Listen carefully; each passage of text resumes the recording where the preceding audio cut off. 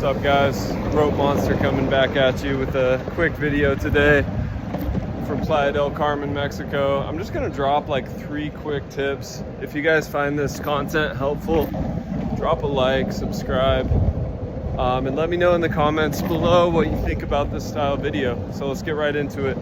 Tip number 1 is kind of philosophical, kind of a mindset tip in Mexico and Latin America in general to varying degrees. If you really want to enjoy this place, you have to get out of the mindset of like getting things done quickly and in an orderly fashion.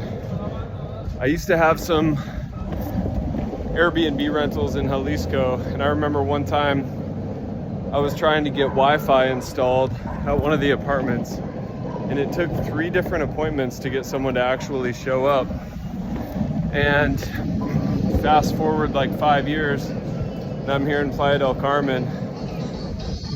I had all these plans to like go shopping, buy some books, some incense, candles, whatever, things to just really put the cherry on top as far as the comfort level in my apartment. And so the obvious first step would be to go to the ATM and pull out some cash. Well, for 3 days straight, the Banamex ATM did not work. So I couldn't really get cash.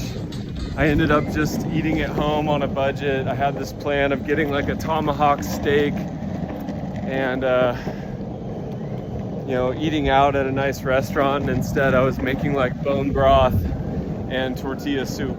So plans change, be flexible. I'm not starving to death. I'm still grateful for what I have. It just didn't go as planned, and I was really craving that steak. Number 2 is kind of a financial tip, and it piggybacks a little bit on number 1 regarding the ATMs. Before you go pull out cash, first of all, make sure, if you can in Mexico, use Banamex, because they'll typically give you the actual exchange rate. Whereas if you use Santander, they're going to charge you about a 6.5% premium.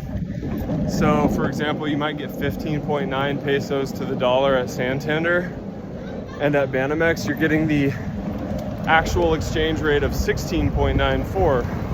And that may not sound like much, 1 peso per dollar, but think about that over the course of like a 2-week vacation or living here for 3 to 6 months. I did the math, and for my particular situation, it would cost me a full month's rent every 6 months if I was pulling out pesos from Santander versus Banamex. So be aware of that. And then part B of this one is that every day you can go online and check the exchange rate. It's going to change every single day, and even intraday. So if there's a particular day where the exchange rate is 17.5 to 1 instead of 16.9, maybe that day you go pull out extra pesos and lock in that exchange rate. When I used to live in Jalisco, there was maybe a 2 or 3 day period where the exchange rate was something like 24 to 1. And me and a buddy of mine were going to the ATM literally as much as possible, pulling out the max amount of pesos, because 24, 25 to 1 is about as good as it's ever gonna get. In my 16, 17 years of coming to Mexico, that's by far the best I've seen. I've seen it as bad as 10 to 1. So that's kind of that's A and B of the financial tip. And then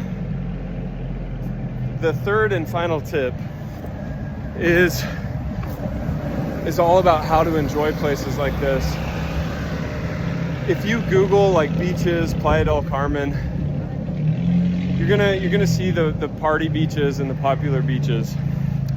And to really enjoy this place, try to find the off the beaten path spots where you can have some privacy, maybe have a picnic without a ton of other people around. If you're a couple and you want to take your partner for a picnic somewhere, sorry, I'm mobbing. Maybe you want privacy. Maybe you want to, not have an audience when you're doing couple stuff.